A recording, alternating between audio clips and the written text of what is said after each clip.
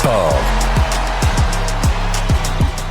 Salut Justine. Salut Alex. Ben là, les jeux sont faits pour l'Omnium Buck National. On sait qui se retrouve en finale cette année. En grande finale, du côté des hommes, d'abord, une première finale toute américaine, une première depuis 1995. La dernière fois, c'était un affrontement entre André Agassi et Pete Sampras. Juste pour vous mettre en contexte à quel point ça faisait longtemps qu'on n'avait pas vu deux Américains se retrouver. Vous devinez donc que la jeune sensation, celui que tout le monde surveillait, le jeune de 19 ans, Raphaël Odar, hier, s'est incliné devant Brandon Nakashima, 25 ans, qui a vraiment joué du grand tennis, qui a forcé son adversaire très loin derrière la ligne de terrain, ce qui a fait en sorte qu'il était comme sans réponse alors qu'il avait tellement dominé toutes ses autres rencontres. Alors hier, victoire de Brandon Nakashima en 2 manches de 7-6 et 6-4.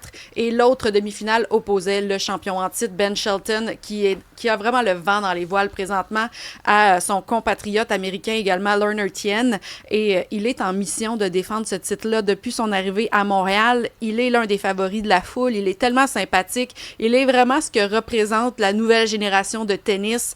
Les gens s'attachent à lui. C'est la 5e tête de série, mais il était rapidement devenu le favori pour protéger cette couronne canadienne. Et hier, n'a fait qu'une bouchée de son adversaire qui, lui, souffre d'une blessure à un bras là, depuis quelques jours déjà. Donc, victoire assez facile de 6-2 et 6-3. Donc, finale toute féminine dès ce soir. Ça sera présenté à TVA Sport. Et du côté des dames, il y avait quand même 2 très gros duels également qu'on surveillait.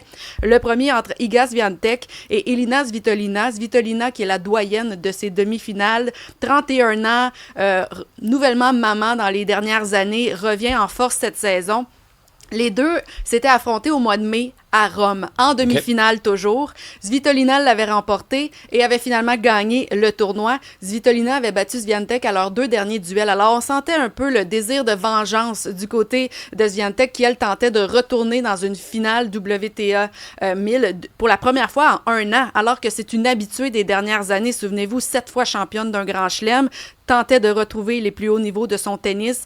Hier, elle a retrouvé ses repères au meilleur des moments, gagné la première manche 6-3, s'est inclinée en deuxième. On a senti Svitolina revenir, gagner la deuxième manche 6-1 et finalement Swiatek est allée chercher son billet pour la grande finale. Restait à savoir qui elle allait affronter ce soir pour le grand titre. Elena Rybakina qui affrontait Coco Gauff. Rybakina qui dans les derniers jours a passé plus que 6 heures de plus sur le terrain que son adversaire, Coco Gauff, qui elle a obtenu son laissez-passer pour la demi-finale puisque Bencic avait déclaré forfait.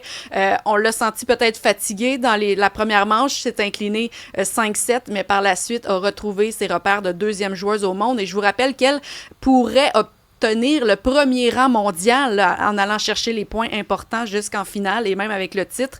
Alors, victoire en 3 manches, 5-7, 6-2 et 6-2 finalement. Alors, finale ce soir, Iga Swiatek contre Elena Rybakina. Dans le baseball majeur, les Jays qui ont un regain de vie, un deuxième souffle, On Justine. peut soudainement y croire aux Jays en éliminatoire. Alex, je pensais pas te dire ça, Non, mais c'est vraiment le cas.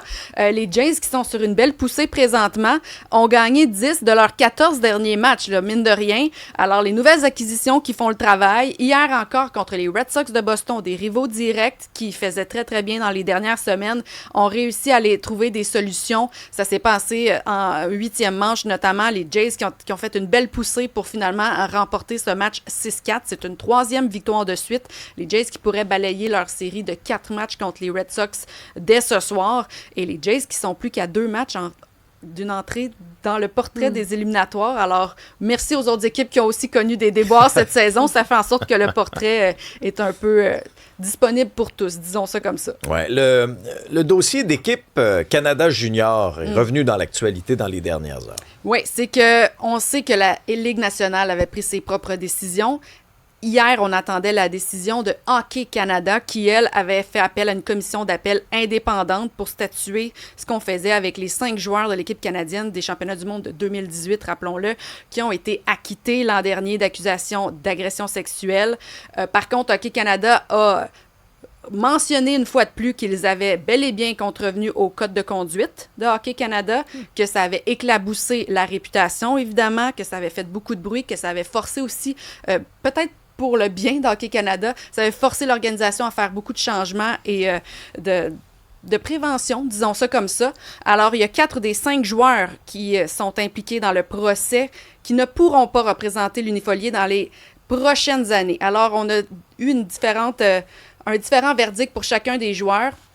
Alex Formenton, notamment, réintégré immédiatement, tandis que Cal Foote, lui, va être suspendu jusqu'au 10 novembre 2026. Gardien des Golden Knights de Vegas, Carter Hart, jusqu'au 10 novembre 2027. Dylan Dubé jusqu'en 2028. Et Michael McLeod, qui était visé par les accusations les plus graves, disons ça comme ça, jusqu'au 10 novembre 2030. Mais entre toi et moi, Alexandre, je ne m'attends pas à revoir aucun de ces joueurs-là reporter l'uniforme canadien. C'est un uniforme prestigieux et je pense que cette affaire-là a fait suffisamment d'ombre à l'organisation. Absolument. Non, ça suffit, là. Ça, c'est clair. Et puis avant qu'on se quitte, des gros sous, les Lakers qui seraient vendus pour une somme astronomique. Incroyable. Hein? L'engouement envers le sport ne fait qu'augmenter et on en a encore une fois la preuve. Les Lakers qui seraient vendus pour 12,5 milliards de dollars. L'équipe qui vient tout juste d'être vendue l'an passé, rappelons-le, qui était évaluée à 10 milliards. Alors, imaginez... Ils ont fait un flip? Ils ont fait quoi, comme dans l'immobilier? Incroyable ce qui est en train de se passer. En fait, il y avait 2 riches hommes d'affaires de New York, notamment Josh Kushner et Bob Iger, qui, lui, a été le directeur général de Walt Disney ou quelque chose comme ça. Il a fait fortune dans les dernières années avec un poste chez Walt Disney. Avaient bâti, eux autres, un plan pour une équipe d'expansion qui devait peut-être prendre vie 2028-2029. Et là, on n'aura pas besoin d'attendre cette équipe d'expansion parce qu'ils ont décidé d'unir leurs forces et d'acheter finalement les Lakers de Los Angeles. Évidemment que là, il y a un processus qui s'enclenche. La NBA doit approuver tout cela. Mais ce montant-là représente un record financier pour toute équipe sportive. Là. Alors, c'est vous dire qu'il y a un bel engouement présentement dans la NBA. Il y avait Michael Jordan qui avait vendu ses parts de la concession de Charlotte dernièrement aussi pour 3 milliards. Les Celtics de Boston qui ont été vendus l'année passée pour plus de 6 milliards. Alors, les Lakers, qui est l'une des équipes les plus prestigieuses du sport, disons ça comme ça, qui devrait changer de main dans les prochains mois si la NBA accepte cette offre. Merci beaucoup, Justine. Maintenant, dans les prochaines minutes, on va parler avec Elsie Lefebvre, candidate du Parti québécois dans Berthier. C'est un retour en politique pour Elsie Lefebvre. Questions, commentaires, 187 Cube Radio.